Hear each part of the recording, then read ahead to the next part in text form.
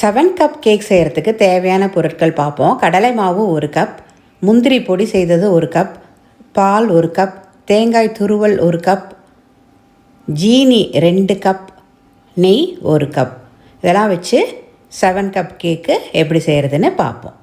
ஒரு அடிகனமான கடாயை அடுப்பில் வச்சு எல்லா இன்க்ரீடியன்ஸையும் உள்ளே ஆட் பண்ணணும். கடலை மாவு 1 கப்பு,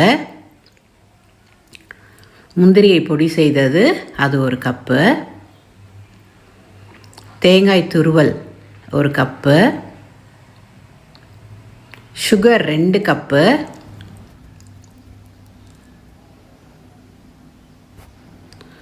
பால் 1 கப்பு அண்ட் லாஸ்ட்டாக நெய் 1 கப். ஸோ அடுப்பை நிறுத்திட்டு எல்லாத்தையும் மொத்தமாக நல்லா கலந்து விட்டுக்கங்க.